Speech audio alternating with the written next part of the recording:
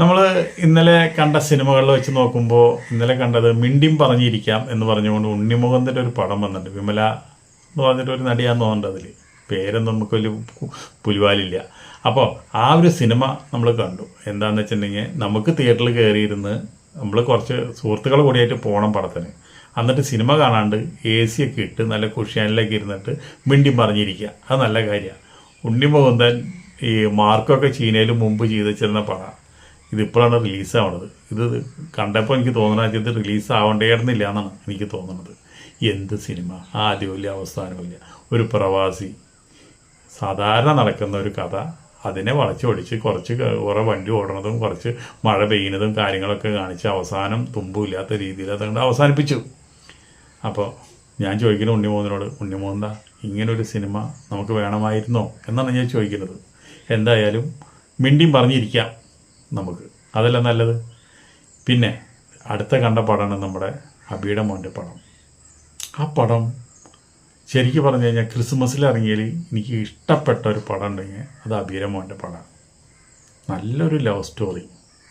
പക്ഷേ ഇൻ്റർവെല്ല് വരെ സ്വല്പം ലാഗാണ്. ഇൻ്റർവെല്ല് കഴിഞ്ഞ് കഴിഞ്ഞാൽ പടം വേറെ ലെവലായി വരിക.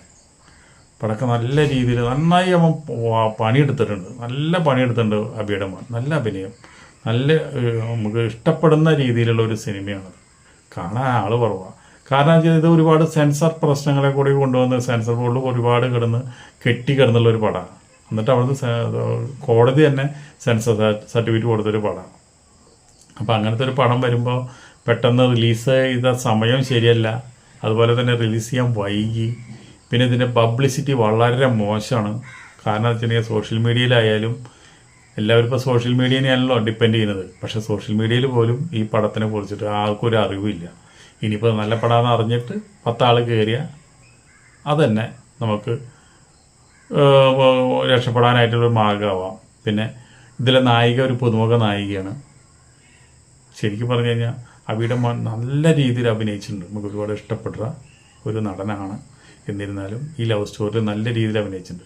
ഇത് ഫസ്റ്റ് ഹാഫും കൂടി ഒന്ന് നന്നാക്കി കഴിഞ്ഞിട്ടുണ്ടെങ്കിൽ ഈ പടം വേറെ ലൈനിൽ വന്നേനെ.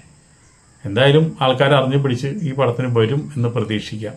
ഈ റക്ഷഭ കാണുന്ന ആൾക്കാരൊക്കെ ഇങ്ങോട്ട് പോയി ഒന്ന് ഈ പടം ഒന്ന് കണ്ടുകൊണ്ടിരിക്കുക. അതാണ് എനിക്ക് പറയാനുള്ളത്. ഓക്കെ.